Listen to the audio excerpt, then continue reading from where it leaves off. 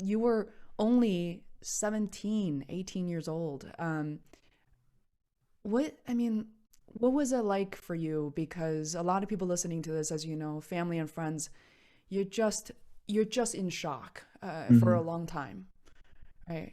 What was Yeah. it like for you at the beginning?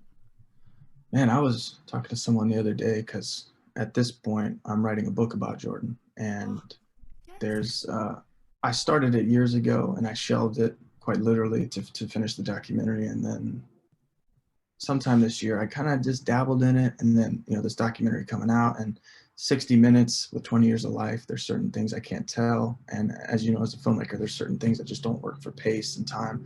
So there was things on the cutting floor and just funny stories from our life. We were, you know, white Southern Baptist preacher kids in the South, and there's a lot of quirky cinematic stories that come from that life.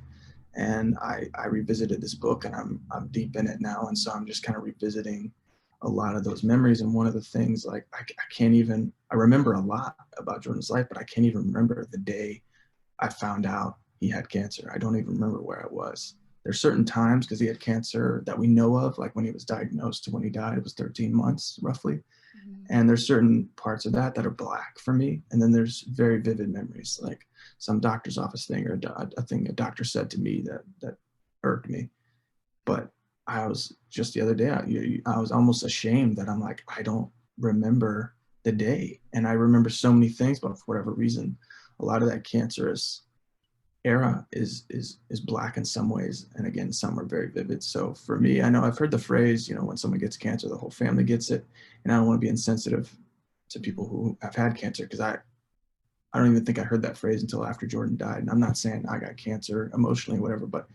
certainly there was something that infected me through that experience, because Jordan was healthy, did everything right by the world standards, was the best version of everyone, and we both played basketball, and had this little knot, and it was, sort of misdiagnosed. And a lot of the doctors, I don't think we had the highest quality people in charge. Or it's kind of like when you go to Little Caesars or some sort of like pizza place where you didn't individually order that pizza. Mhm. You're just, that pizza is made for anybody. And so I feel that with a lot of doctors or, offices like that, you're kind of just anybody and there's not a specificity to you. If there was, they'd probably get your order right, or the pizza would taste better because you ordered it without pineapple or without pepperoni. And I think that was kind of my experience with the doctors, was that there was nothing made scratch for us. And so it was definitely something. I mean, I was 11 days short of my 18th birthday when he died, so right before my senior year of high school. And it just sent me on a trajectory to where I am at now. But yeah, I don't have any, I don't know, I'm not sure how to sum up that experience, but I'm writing about it now. So through the documentary, I tried to give light to that, but there's some things that through Jordan's Cancerous Project, I never filmed. I never really filmed anything. I never stuck the camera in his face and said, Jordan, what are you thinking? How's this cancer thing going? I just never filmed. And prior to that, I'd filmed almost every moment of Wow. our lives. And for whatever reason, I never had a cognizant conversation with myself. It's just something that I just didn't do. And I think my preconceived notion of cancer, or what's put on the movies and TV, is like when kids especially get cancer, they just lose their hair, but they're a cute little angel and they're not like hurting physically. Mm. And Jordan was dying.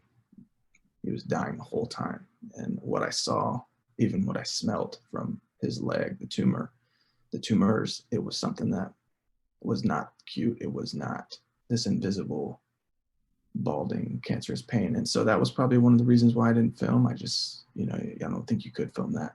And so it was definitely something that, I don't wish on anybody. And speaking of children's cancer, Jordan was on the children's ward. He was 20 years old, but they had him on the children's ward. So weekly we were meeting families. Like I remember this kid, Jack. He's cute little, he's probably 2. And we met his parents very young, first kid they ever had. And she was just giving him a bath one night and felt something on his stomach. And it turned out to be a tumor. And 2 weeks later, he was dead. And so they had come in and like just got diagnosed. And I met Jack. And that was just like the weekly, while we're in the hospital, you meet Jack, you meet his parents. And 2 weeks later, you see them packing up their stuff. Yeah. And, that's just something that it's a part of this world, as heartbreaking as it is, and something for me that I was exposed to in high school, and the reality and the brevity of life is forefront and center. So yeah, I don't know if I answered your question, but No, I'm you still trying to answer it now with a book to go, this I is what it was like.